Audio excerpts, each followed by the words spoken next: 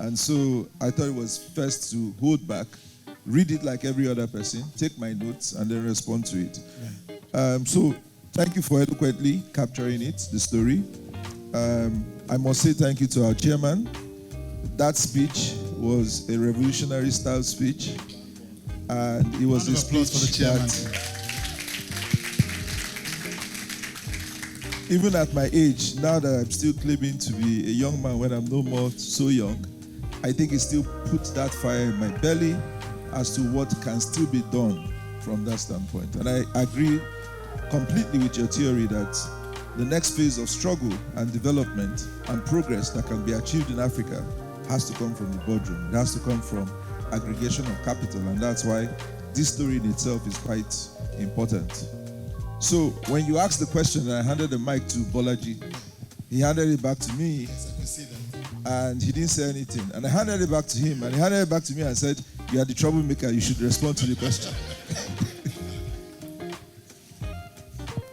I think any process of creating value comes with a great deal of conflict. Yes. And the reason why there's conflict is because there is a sense of honesty and competence, and as a result, ego in the process. Now, ego you need to eliminate. But the truth of the matter is that if you bring competent people into a room to create value, they will have different views on how things can be developed. And when you try to build a team, you should assume that that conflict would exist, and you should have the humility of going through the levels of those conflicts to try and resolve them without losing sight of what you believe in. Because the reason why we argue is because I think that this is the shortest path to achieving the objective. And the guy next to me is very convinced also that he has a shorter path to what you're saying. And if he's fair enough and honest enough, he will tell you you're saying rubbish. And so naturally, when you have those competent, strong-willed people in a room, you would have to deal with the issues that come with disagreement.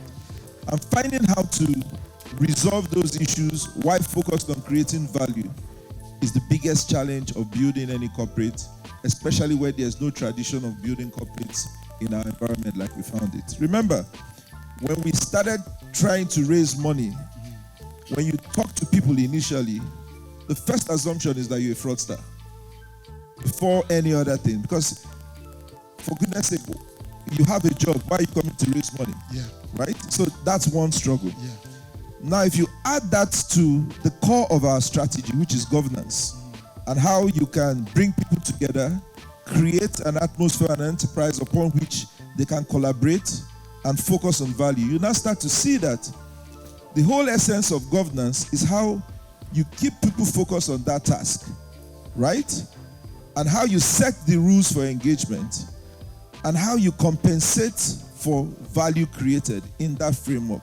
And so we knew we were going to face that challenge. So from day one, we started this company with 35, 34 people. Yes. You knew naturally that you were going to be in an environment where the strongest idea, the most reliant idea on a consistent basis will take hold. And so the sense of humility is accepting that there will be conflict. The sense of humility is accepting that sometimes you're going to be wrong. The sense of humility is also accepting that when you are wrong, you should ultimately find yourself back to the table. And regardless of what happens, you don't lose the sense of humanity in what you are doing.